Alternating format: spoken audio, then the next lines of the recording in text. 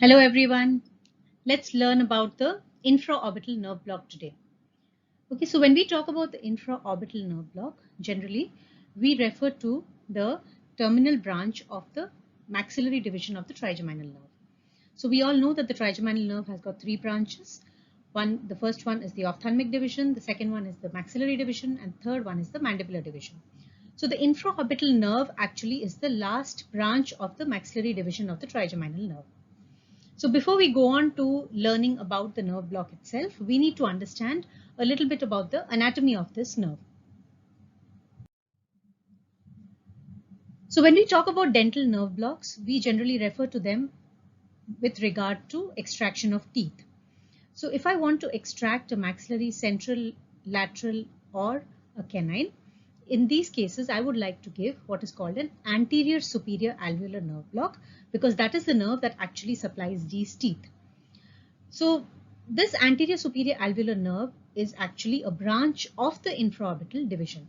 So we will talk about the anatomy and where the nerve actually courses through the orbit where it gives out the anterior superior alveolar nerve. So when we want to extract a maxillary central incisor, a lateral incisor, or a canine, or any of the maxillary anterior teeth, we talk about blocking not only the hard tissues, which is the tooth and the bone, but also the soft tissue, which is the labial as well as the palatal soft tissue. So the labial soft tissue is supplied by this infraorbital nerve branches, and the palatal soft tissue is supplied by the nasopalatine nerve. This nasopalatine nerve we will do in another session when we talk about that nerve particularly. So today let us talk about how to block the infraorbital nerve and in effect block the anterior superior alveolar nerve also, which is useful for us to extract maxillary anterior teeth. So like I told you, the infraorbital nerve is the terminal branch of the maxillary division, and this is specifically indicated in case of maxillary anterior teeth extraction. So before we start with the nerve block, let us first understand the course of the maxillary division of the trigeminal nerve. This maxillary division comes out from the foramen rotundum and then courses anteriorly to reach this triangular space that you see, which is called the pterygopalatine fossa.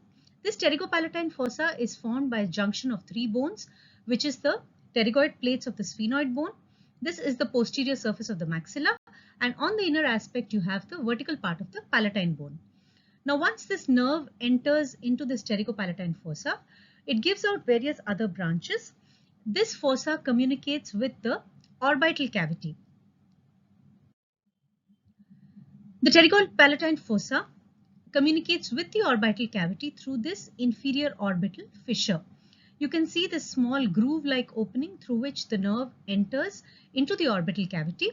This is the infraorbital groove, which then continues as the infraorbital canal and then finally exits as the infraorbital foramen. So once the nerve, the maxillary division, enters into the orbital cavity, it is then called the infraorbital nerve. Once it is inside the orbital cavity, it gives out two branches. For the first one being the middle superior alveolar nerve. The second one is the anterior superior alveolar nerve. Now this is the nerve that we are interested in because this is the nerve that is supplying the maxillary anterior teeth. Now once it comes out from the foramen, it comes out as the terminal three branches of the infraorbital nerve, which is the inferior palpebral, lateral nasal, and the superior labial branches. So let us understand this one more time. The maxillary division comes out from the foramen rotundum. It exits the cranium and then comes into the pterygopalatine fossa. As we spoke, the pterygopalatine fossa is a junction of three bones, that is the sphenoid bone, the posterior surface of the maxilla, and the vertical part of the palatine bone. Now, once the nerve enters into the pterygopalatine fossa, it then communicates with the orbital cavity. It enters the orbital cavity through the inferior orbital fissure. Once it comes into the orbital cavity, it is then called the infraorbital nerve. It lies in a groove and then a canal and finally exits through the infraorbital foramen onto the face. So when it is in the floor of the orbit, it gives out two branches, which is the middle superior alveolar nerve and the anterior superior alveolar nerve, which we are interested in because it supplies the central incisor, lateral incisor, and the canine. The soft tissue is supplied by the terminal branches of the infraorbital nerve, which is the inferior palpebral, the lateral nasal, and the superior labial branches, which supplies all the soft tissue in the lower eyelid, lateral part of the nose, as well as the upper lip. So after understanding the anatomy, we next need to understand the area of distribution of this nerve, or where exactly this nerve supplies, for us to be able to block this nerve during our tooth extraction. So the infraorbital nerve, after it exits from the infraorbital foramen, has three terminal branches which supply the lower eyelid, the lateral part of the nose, and the upper lip on that side. These will be called the inferior palpebral, the lateral nasal, and the superior labial branches, and this shaded area of the soft tissue is supplied by this infraorbital nerve. So this is the soft tissue distribution that we are talking about. It also supplies the labial mucosa, that is the mucosa on the inner part of the upper lip, and also supplies the gingiva in relation to the central incisor, lateral incisor, and the canine.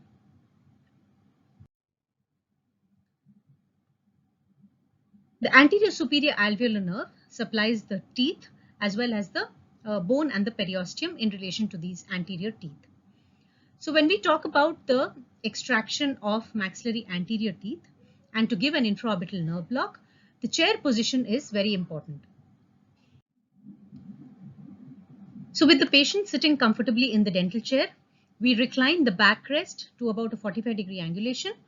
To give a right-sided infraorbital nerve block, we would like to stand at around the 7 o'clock position, and to give a left-sided infraorbital nerve block, the 11 o'clock position is convenient.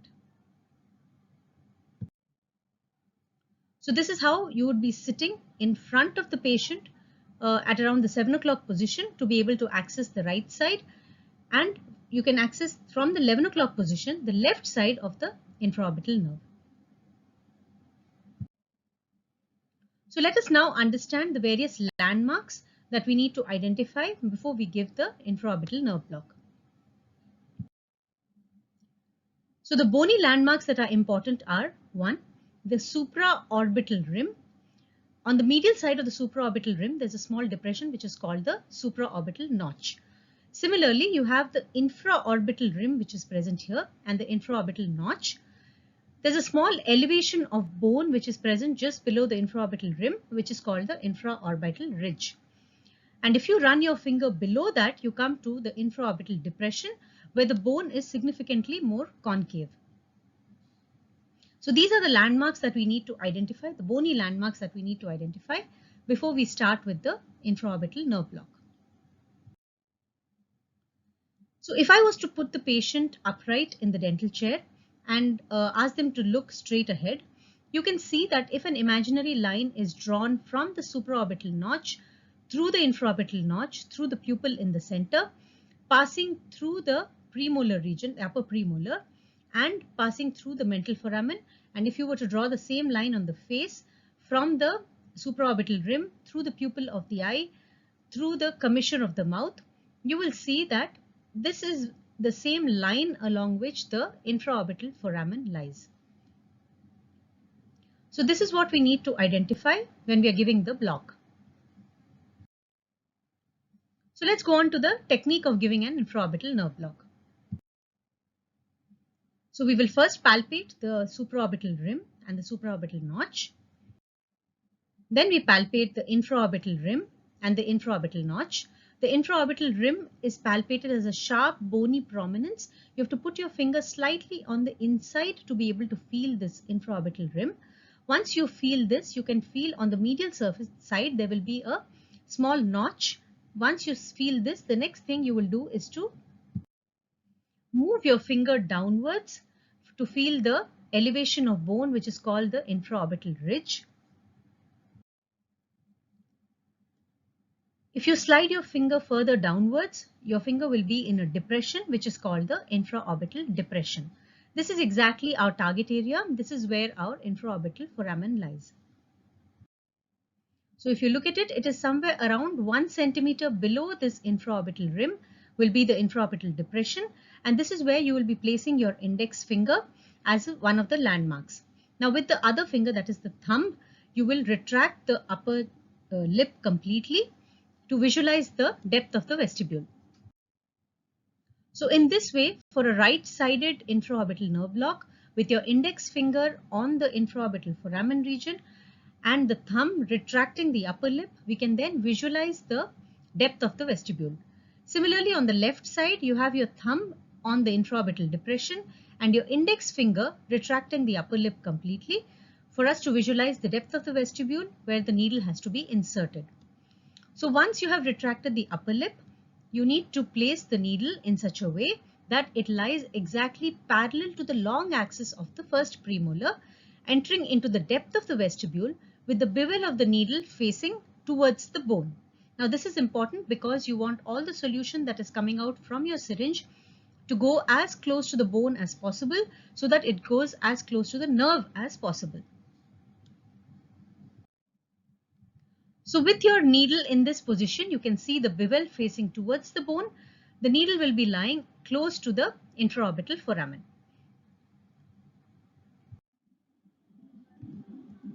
Let us once again understand how to palpate the bony landmarks, the supraorbital notch, the supraorbital rim, the infraorbital notch and the infraorbital rim, the infraorbital ridge, and finally the infraorbital depression, that is where your infraorbital foramen lies.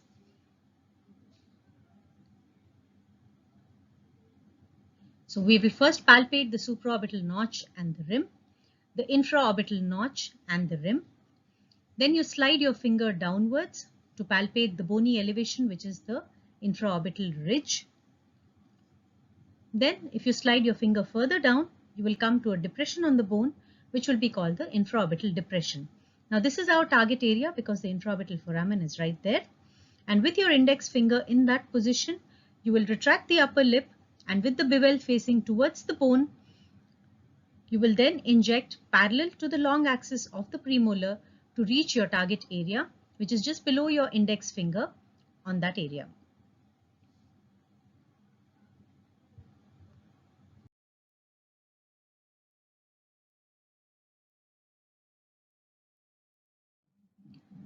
So when the needle is in final position, you will have your index finger on the infraorbital depression, the thumb retracting the upper lip completely so that you're able to visualize the depth of the vestibule.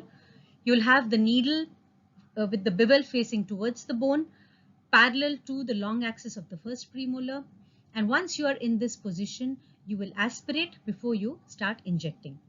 So when you start injecting the solution into this area, when your finger is with your index finger that you have on the infraorbital depression, you will start feeling the solution coming under your index finger.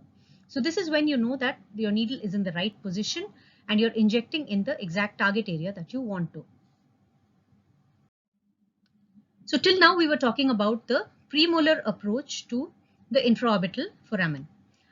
Now there might be some situations where, let's say you have a canine space infection, there is a swelling in the vestibule or a growth or ulceration in the vestibule in the premolar region, because of which you're not able to give this premolar approach. You can approach the same infraorbital foramen through what is called the central incisor approach. The landmarks remain the same. You ultimately identify the infraorbital foramen or the depression. With your finger in the infraorbital depression, you can approach it through the central incisor in such a way that your needle bisects the central incisor from the mesio-incisal margin to the disto-gingival margin. You can see how this, the direction of the needle is going from the central incisor directly approaching the infraorbital foramen. So how do I know if my nerve block is working? Like we discussed last time, something known as subjective and objective symptoms. Subjective symptoms are what the patient tells you. The patient will tell you that they have tingling and numbness on the lower eyelid, the lateral part of the nose and the upper lip. Sometimes because of numbness of the lateral part of the nose, the patient almost feels like they can't breathe through that nostril. There is numbness in the intraoral region on the labial mucosa, as well as on the labial gingiva in relation to the maxillary anterior teeth on that side. The objective symptoms, or what you elicit on the patient, if you take a blunt instrument and probe on the gingiva in relation to the maxillary anterior teeth on that side, the patient will not have any pain. So the infraorbital nerve generally does not have too many complications. If you do not take care and identify all the landmarks properly, there's a possibility of failure to achieve anesthesia. Sometimes there might be a hematoma with an injury to the infraorbital vessels that come out from the infraorbital foramen. This was to do with the infraorbital nerve block. We discussed the anatomy, the course of the maxillary division and how it enters into the orbital cavity. We spoke about how the anterior superior alveolar nerve is given off in the infraorbital canal, how to identify the various hard tissue and soft tissue landmarks, how the chair position should be when you give an infraorbital nerve block, the technique of the infraorbital nerve, and the possible complications that can arise with this nerve block. So do let me know if you have any doubts. Until we meet again with another nerve block, thank you very much.